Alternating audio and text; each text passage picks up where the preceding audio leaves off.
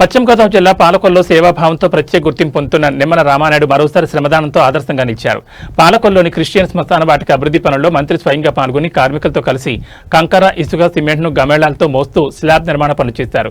ప్రతి ఆదివారం నియోజకవర్గంలోని శ్మశానాల అభివృద్ధి కోసం శ్రమదానం చేయడం ఆయన ప్రత్యేకతగా మారింది.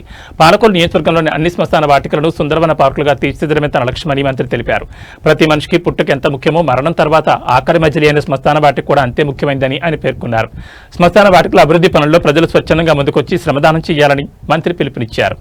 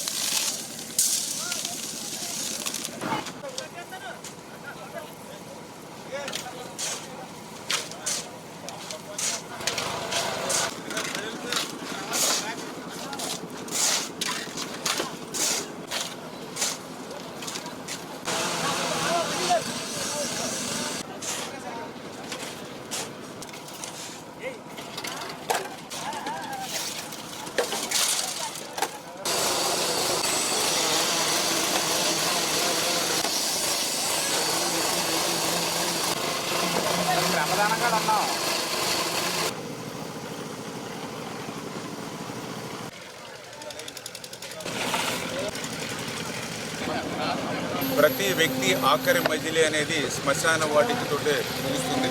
అటువంటి శ్మశాన వాటికలు కూడా అత్యంత సుందరంగా పరిశుభ్రంగా ఉండాలనేటువంటి ఆలోచనతో పాలకొల్లు నియోజకవర్గంలో ఈ బరిల గ్రౌండ్స్ అన్నింటినీ కూడా సుందరీకరణ చేసుకుంటూ అందులో భాగంగా ఈరోజు ఆదివారం పర్వదినాన మన పాలకొల్లు క్రిస్టియన్ బరిల గ్రౌండ్కి సంబంధించి మరి ఏదైతే ఇక స్లాబ్ వర్క్ నిర్మాణ పనుల్లోనూ అదేవిధంగా ఇక్కడ ఏదైతే కాంపౌండ్ వాల్ కానీ పాత్వేస్ కానీ సంబంధించిన పనుల్లో ఈరోజు ఆ యొక్క కార్మికులతో కలిసి పనిచేసి శ్రమ చేస్తూ ఉంటే ఒక తృప్తి, ఒక సంతోషం ఉంటుంది. అదేవిధంగా శ్మశాన వాటికల్లో ప్రతి ఒక్కరూ పని చేయొచ్చు అనేటువంటి ఒక ఇన్స్పిరేషన్ కూడా అందరికీ అందించినట్టు ఉంటుందనే ఉద్దేశంతో ఈ కార్యక్రమంలో కూడా ఈరోజు భాగం పంచుకోవడం జరిగిందని